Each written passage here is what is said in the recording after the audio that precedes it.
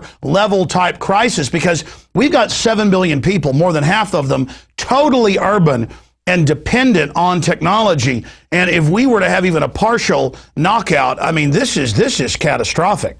Well, yeah, it's not just losing electricity and losing the satellites and losing the power grid. It's the fact that hundreds of nuclear power plants could then go into a meltdown situation and unleash Fukushima-scale events times hundreds, which would irradiate the soils, irradiate the oceans, irradiate the atmosphere, and it would make human life on our planet virtually unlivable for perhaps a year, perhaps a couple of years. Exactly. That's why I called it as bad as a nuclear war, not being clear. You're absolutely right. Now, and again, and the government admits this themselves, and major corporations, and you source it all in your article. You're not speculating here. Why do you think there's this irrational chutzpah or bravado in the establishment? I mean, even after Fukushima has been for 6 months raining radiation down, California, as far east as Vermont, many levels higher in isotopes in milk, in lettuce, and their answer was, we'll just raise the isotope between 1,000 times and 100,000 times, depending on what isotope, and just wave a wand and say it's safe. So do they really believe if they just say reactors exploding and radiating us, if they just wave it and say everything's fine? I mean, I'm all into technology. And I know they've even have a lot of cleaner, safer nuclear technologies, but there's no attempt to move to those. They're building more of the old designs. I mean, what's wrong with these people? With the GMO, with the nuclear weapons, with all of it, it's like they want to destroy us. Well, you're exactly right. There are nuclear power designs that can passively cool the fissionable materials without using electric pumps, but those designs have not been incorporated widely. Or at all, actually. So that has been abandoned. Instead, they favor the General Electric designs that require more pumps and more maintenance and more upkeep. But overall, there is an inherent arrogance in the scientific community, not only when it comes to nuclear power, but also medicine. There's an arrogance about vaccines, that vaccines have to work. And they must work because we say they do, not it's because a cult. of any I evidence. mean, doctors have one of the highest suicide rates. They have one of the lowest life expectancies. It's the same with top scientists. You meet these people, and they're usually neurotic and literally think they're geniuses.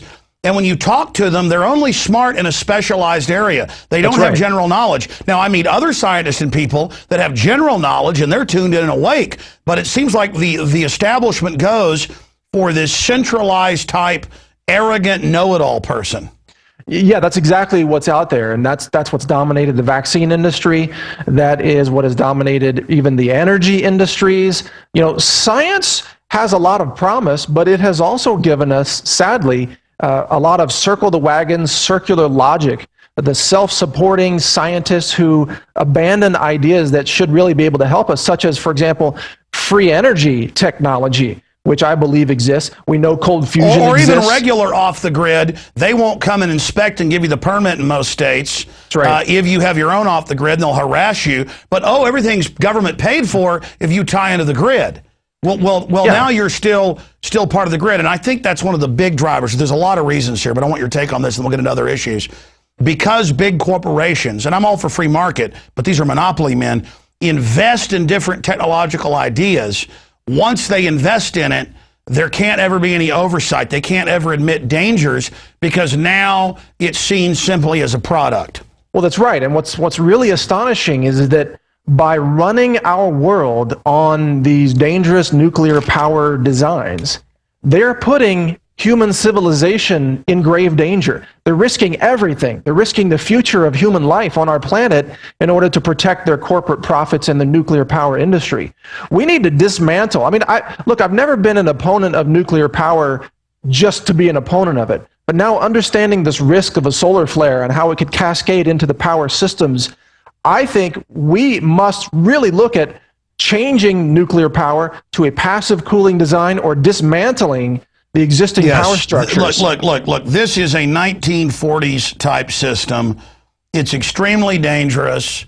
It's a huge industry now in nuclear weapons and the rest of it. That's why they go with the old reactor systems, is so they get fissile material to build more weapons. That's right. And they're destroying our entire future. You know, Dr. Busby, who advises the EU and the British government, he said a lot of his colleagues think they're doing all of this to reduce fertility, because they know fertility has plunged everywhere where you have nuclear reactors, and also the development of the fuel. And so this is all part of a larger eugenics operation. It's clear now, with the disaster in the last year, yesterday in France, the disaster in Canada that got no attention, the 50s disaster in Simi Valley that was bigger than Chernobyl that was covered up, Chernobyl, Fukushima, and government then trying to lie, getting caught, and no one even gets in trouble. At least the Japanese resigned. Here they would be promoted like 9/11. It's time to get rid of nuclear power. It's time to get it out of the ships. I totally agree. The boats. It's time to get it out of the subs. Look, they've got 2 reactors in Austin, and they're so good at keeping it quiet. I tell people at, cocktail parties, and they laugh at me saying, I would have heard. They're both up at the J.J. Pickle Center in North Austin. They're both dangerous research. And for folks that don't know about nuclear power, that means they're turning them on and off all the time. They're doing tests up there.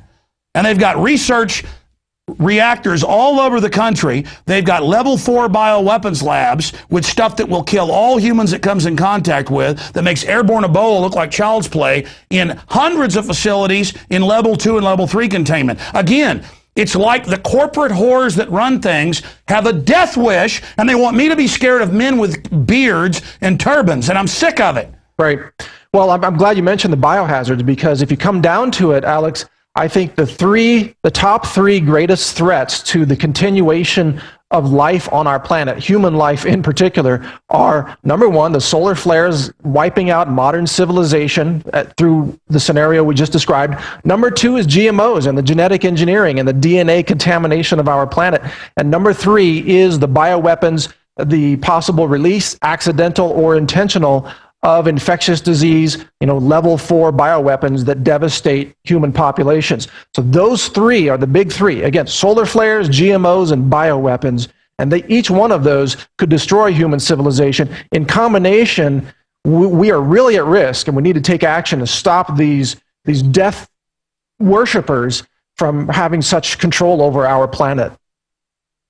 Well, Mike, looking at this information, now we've got to hurry because we've only got a few minutes left here on Infowars Nightly News. We normally just interview a guest for 10 minutes, but your information is so important, we could talk to you for hours. What do you make of the fact that Rick Perry's being excoriated for his attempted forced inoculation of schoolgirls with the admittedly deadly Gardasil, and the fact that more and more it's coming out that Merck is buying off legislatures to then try to force people to take stuff? I mean, this is the ultimate tyranny here, the ultimate civil rights issue. Yeah. Well, it also shows the ultimate victory that we are achieving. Infowars, Prison Planet, you, Alex, what an impact you're having, and Matt Drudge as well, because this issue has now become an attack point on Rick Perry, whereas several years ago, I think it was 2007 or 2008, when both Infowars and Natural News first wrote about this issue, we were the lone voices in the wilderness criticizing Rick Perry for Gardasil vaccines. And people criticized us. They said, oh no, all these teenage girls, they have to be protected. They have to be made safe. And these vaccines are the best thing in the world. Well, that tide has turned. And now it's an attack point. It is rightly discrediting Rick Perry because he made the wrong decision, because he put teenage girls at risk. I believe he is indirectly responsible through his decision, through his false mandate, his hoax that was a requirement.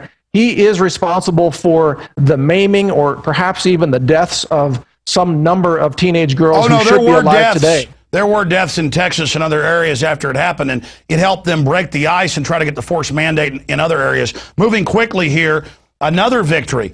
TSA in major polls is over 90% unpopular. Everyone's coming out against it. Here's Human Events.